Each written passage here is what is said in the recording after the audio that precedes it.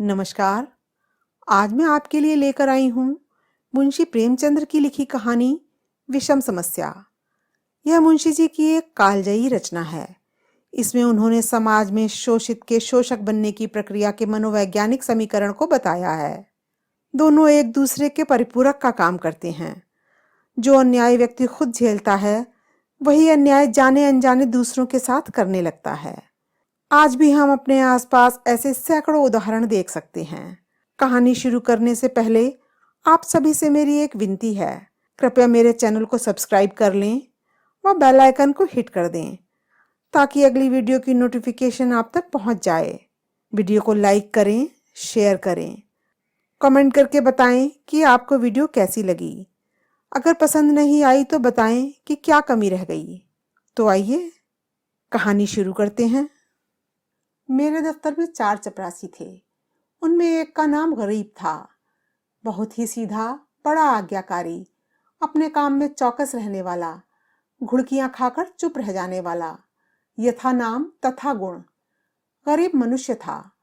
मुझे इस दफ्तर में आए साल भर हो गया था, मगर मैंने उसे एक दिन के लिए भी गैर हाजिर नहीं पाया था। मैं उसे 9 बजे दफ्तर में अपनी दरी पर बैठे हुए देखने का ऐसा आदी हो गया था मानो वह भी इस इमारत का कोई अंग है।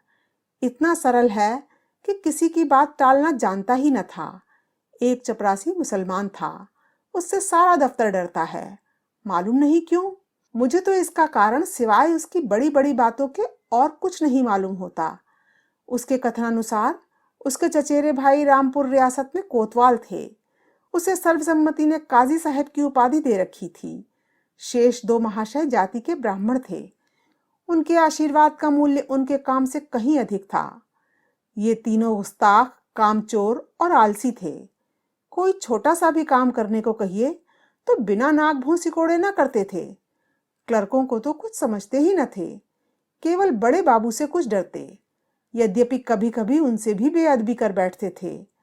मगर इन सब दुर्गुणों के होते हुए भी दफ्तर में किसी की मिट्टी इतनी खराब नहीं थी जितनी बेचारे गरीब की। तरक्की का अवसर आता तो ये तीनों नंबर मार ले जाते। गरीब को कोई भी पूछता न था। और सब 10-10 रुपए पाते थे, पर बेचारा गरीब 7 पर ही पड़ा हुआ था। सुबह से शाम तक उसके पैर एक क्षण के लिए भी नहीं टिकते थे। यहाँ तक कि तीनों चपरासी भी उस पर क्रोध जताते और ऊपर की आमदनी में उसे कोई भाग न देते थे। तिस पर भी दफ्तर के सब कर्मचारी से लेकर बड़े बाबू तक उससे चिढ़ते थे। उस पर कितनी ही बार जुर्माना हो चुका था और डांट फटकार तो नित्य का व्यवहार था। इसका रहस्य मेरी समझ में कुछ नहीं आता था। मुझे उस पर दया आती थी और अपने बर्ताव से मैं यह दिखाना चाहता था कि उसका आदर मेरी दृष्टि में अन्य तीनों चपरासियों से कम नहीं है। यहाँ तक कि कई बार मैं उसके पीछे कर्मचारियों से लड़ भी चुका था। एक दिन बड़े बाबू ने गरीब से अपनी मेज साफ करने को कहा। वह तुरंत मेज साफ करने लगा। दैवयोग से झाड़न का झटका लगा तो दवात उलट गई और रोशनाई मेज पर फैल गई। बड़े बाबू यह देखते ही जामे से बाहर हो गए। उसके दोनों कान पकड़कर खूब ऐंठे और भारतवर्ष की सभी प्रचलित भाषाओं से दुर्वचन चुन चुन कर उसे सुनाने लगे। बेचारा गरीब आंखों में आंसू भरे चुपचाप मूर्तिवत सुनता रहा, मानो उसने कोई हत्या कर डाली हो। मुझे बड़े बाबू का जरा सी बात पर इतना भयंकर रौद्र रूप धारण करना बुरा मालूम हुआ।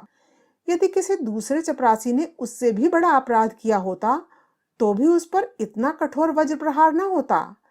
मैंने अंग्रेजी में कहा, बाबू साहब, यह अन्याय कर रहे हैं। उसने जानबूझकर तो रोशनाई गिराई नहीं। इतना कड़ा दंड देना अनौचित्य की पराकाष्ठा है।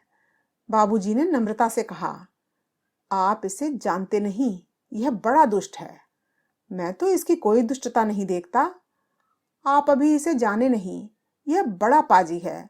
इसके घर में 2 हलों की खेती होती है। हजारों का लेन देन करता है। कई भैंसें लगती हैं। इन बातों का इसे घमंड है। घर की दशा ऐसी ही होती तो आपके यहाँ चपरासीगिरी क्यों करता? बड़े बाबू ने गंभीर भाव से कहा, विश्वास मानिए, बड़ा पौढ़ा आदमी है और बला का मक्खी चूस है। यदि ऐसा ही हो तो भी कोई अपराध नहीं है। अभी आप यहाँ कुछ दिन और रहिए तो आपको मालूम हो जाएगा कि यह कितना कमीना आदमी है। एक दूसरे महाशय बोल उठे, भाई साहब, इसके घर मनो दूध होता है, मनो ज्वार चना मटर होती है, लेकिन इसकी कभी इतनी हिम्मत नहीं होती कि थोड़ा सा दफ्तर वालों को भी दे दे। यहाँ इन चीजों के लिए तरस तरस कर रह जाते हैं, तो फिर क्यों ना जी जले। और यह सब कुछ इसी नौकरी की बदौलत हुआ है, नहीं तो पहले इसके घर में भूनी भांग तक न थी। बड़े बाबू सकुचा कर बोले, यह कोई बात नहीं, उसकी चीज है, चाहे किसी को दे या न दे। मैं इसका मर्म कुछ कुछ समझ गया।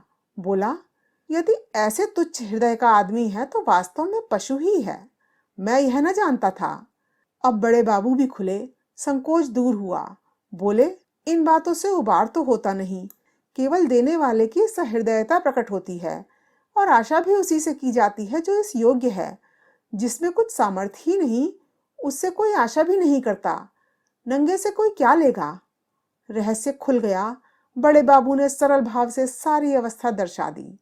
समृद्धि के सब शत्रु होते हैं, छोटे ही नहीं बड़े भी। हमारी ससुराल या ननिहाल दरिद्र हो तो हम उससे कोई आशा नहीं रखते, कदाचित हम उसे भूल जाते हैं। किंतु वे सामर्थ्यवान होकर हमें न पूछें, हमारे यहाँ तीज और चौथ न भेजें, तो हमारे कलेजे पर सांप लौटने लगता है। हम अपने किसी निर्धन मित्र के पास जाएं तो उसके एक बीड़े पान ही पर संतुष्ट हो जाते हैं। पर ऐसा कौन मनुष्य है जो किसी धनी मित्र के घर से बिना जलपान किए हुए लौटे और सदा के लिए उसका तिरस्कार न करने लगे। सुदामा कृष्ण के घर से यदि निराश लौटते तो कदाचित वे उनके शिशुपाल और जरासंध से भी बड़े शत्रु होते। कई दिन पीछे मैंने गरीब से पूछा, क्यों जी, तुम्हारे घर कुछ खेती बाड़ी होती है? गरीब ने दीन भाव से कहा, हाँ सरकार, होती है। आपके 2 गुलाम हैं, वही करते हैं। मैंने पूछा, गाय भैंसे लगती हैं? हाँ हुजूर, 2 भैंसे लगती हैं। गाय अभी गाभिन है। आप लोगों की दया से पेट की रोटियां चल जाती हैं। दफ्तर के बाबू लोगों की भी कभी कुछ खातिर करते हो? गरीब ने दीनतापूर्ण आश्चर्य से कहा, हुजूर, मैं सरकार लोगों की क्या खातिर कर सकता हूँ? खेती में जौ चना मक्का ज्वार घास पात के सिवाय और क्या होता है? आप लोग राजा हैं, यह मोटी झोटी चीजें किस मुंह से आपको भेंट करूं? जी डरता है कि कहीं कोई डांट ना बैठे कि टके के आदमी की इतनी मजाल।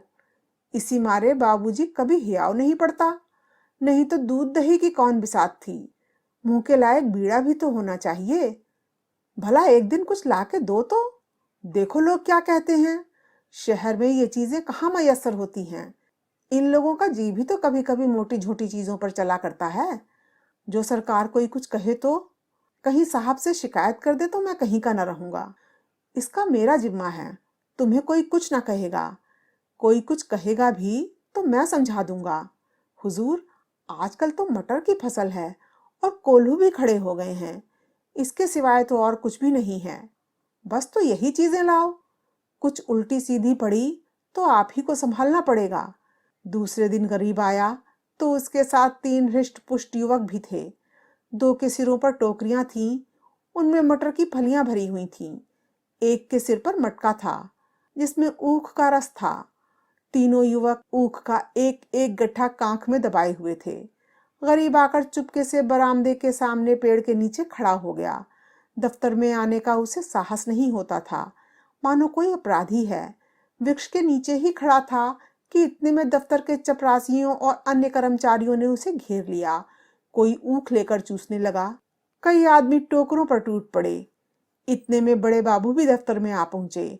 यह कौतुक देखकर उच्च स्वर से बोले, यह क्या भीड़ लगा रखी है, चलो अपना अपना काम देखो।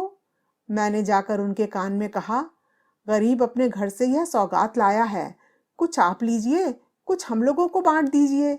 बड़े बाबू ने कृत्रिम क्रोध धारण करके कहा, क्यों गरीब, तुम यह चीजें यहाँ क्यों लाए? अभी लौटा ले जाओ, नहीं तो मैं अभी साहब से कह दूंगा। क्या हम लोगों को मरभुक समझ लिया है? गरीब का रंग उड़ गया, थर थर कांपने लगा। मुंह से एक शब्द भी नहीं निकला। मेरी ओर अपराधी नेत्रों से ताकने लगा। मैंने अपनी ओर से क्षमा प्रार्थना की। बहुत कहने सुनने पर बाबू साहब राजी हुए। अब चीजों में से आधी अपने घर भिजवाई, आधी में अन्य लोगों के हिस्से लगाए। इस प्रकार यह अभिनय समाप्त हुआ। अब दफ्तर में गरीब का मान होने लगा। उसे नित्य घुड़कियां न मिलती, दिन भर दौड़ना न पड़ता। कर्मचारियों के व्यंग और अपने सहवर्गियों के कटु वाक्य न सुनने पड़ते। चपरासी लोग स्वयं उसका काम कर देते। उसके नाम में भी थोड़ा परिवर्तन हुआ। वह गरीब से गरीब दास बना।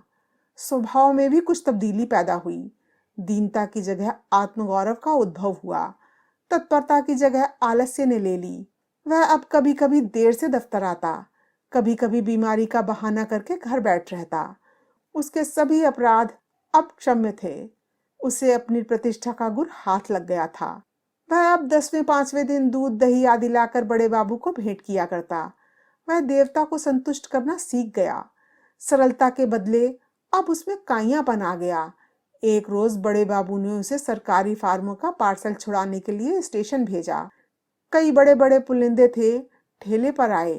गरीब ने ठेले वालों से 12 आना मजदूरी तय की थी। जब कागज दफ्तर में पहुंच गए तो उसने बाबू से 12 आने पैसे ठेले वालों को देने के लिए वसूल किए।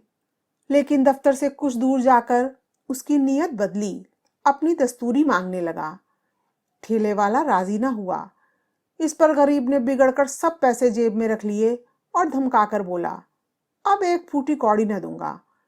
जाओ जहां चाहो फरियाद करो, देखें हमारा क्या बना लेते हो।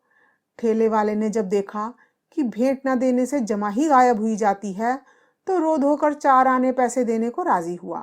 गरीब ने अठन्नी उसके हवाले की और 12 आने की रसीद लिखवाकर उसके अंगूठे का निशान लगवाया और दफ्तर में रसीद दाखिल हो गई। यह कौतूहल देखकर मैं दंग रह गया। यह वही गरीब है जो कई महीने पहले सत्यता और दीनता की मूर्ति था, जिसे कभी अन्य चपरासियों से भी अपने हिस्से की रकम मांगने का साहस न होता। दूसरों को खिलाना भी न जानता था, खाने की जिक्र ही क्या। मुझे यह स्वभावांतर देखकर अत्यंत खेद हुआ। इसका उत्तरदायित्व किसके सिर था? मेरे सिर। मैंने उसे धूर्तता का पहला पाठ पढ़ाया था। मेरे चित्त में प्रश्न उठा, इस काइयापन से जो दूसरों का गला दबाता है, वह भोलापन क्या बुरा था जो दूसरों का अन्याय सह लेता था। वह अशुभ मुहूर्त था जब मैंने उसे प्रतिष्ठा प्राप्ति का मार्ग दिखाया, क्योंकि वास्तव में वह उसके पतन का भयंकर मार्ग था। मैंने बाह्य प्रतिष्ठा पर उसकी आत्म प्रतिष्ठा का बलिदान कर दिया। अभी आप सुन रहे थे मुंशी प्रेमचंद्र की लिखी हुई कहानी समस्या, मेरी यानी अर्चना की जुबानी। धन्यवाद।